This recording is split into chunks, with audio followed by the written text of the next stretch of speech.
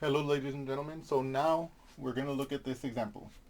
What is 49 divided by 7? What is 49 divided by 7? And when we first think about it in our brains, we think, okay, aha, division is the opposite of multiplication, and every multiplication fact we know can be reinterpreted as a division fact. So when I look at this question, what is 49 divided by 7? In my brain, I can think, what number times 7 gives me 49? What number times 7 gives me 49?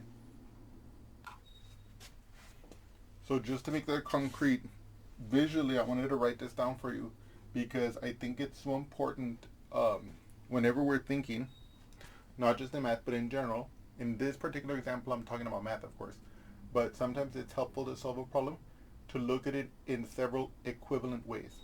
So here, I'm looking at this division problem. I'm asking what is 49 divided by 7?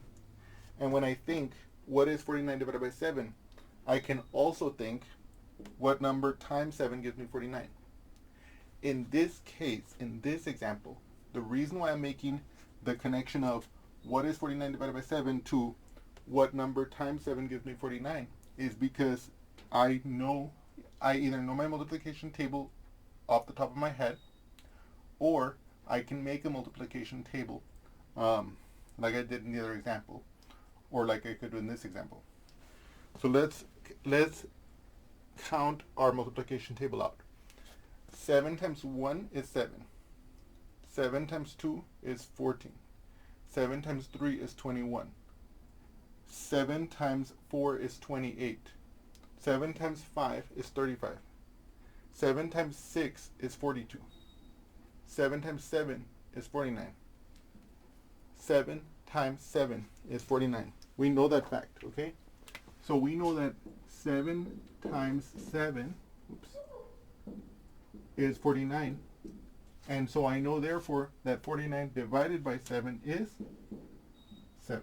Because 7 times 7 is 49.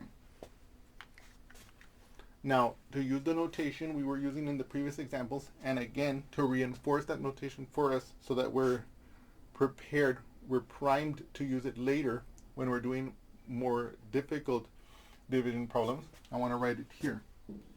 Well, I shouldn't say more difficult division problems. I'm just saying, division problems that are going to be a little bit more involved.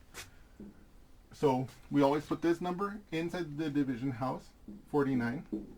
We put this number on the outside of the division house.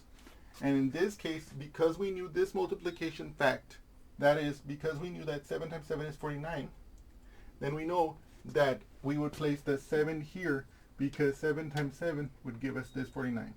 We don't put it in front of the, on top of the 4, because 7 times 7 does not equal 4. We put it above the 9 of the 49, okay? Because 7 times 7 gives us 49, okay? Okay.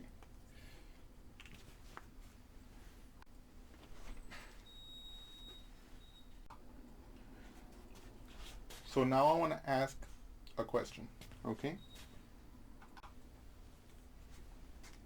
Anyway, so I now want to ask a question here, okay? I didn't want to leave this question behind us without addressing this aspect, okay? Why do we care that 49 divided by 7 is 7, right?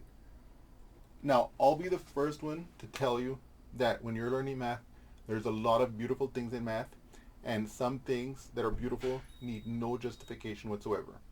When I'm looking at a painting, for example, I don't need someone to tell me that I need to know this for some practical reason. But in a lot of cases, there are beautiful things in math, but there's also a lot of utility, okay? And so it's legitimate to ask, why do we care that 49 divided by 7 equals 7? What can we use this information for? What does it mean? Okay? And so I want to answer that question as follows. If we were to interpret 49 divided by 7 equals 7, we can say that if we want to break up 49 items into groups of 7 items each, then I would actually get exactly 7 of those groups. Okay, that's one way we can interpret that. So as we stated, why do we care that 49 divided by 7 equals 7? What, what does it mean, etc.? Why do we care? Well, first of all, because, okay, because. Nah, I'm just kidding. Second, because I, David, so dictate. No, I'm just kidding about that one too.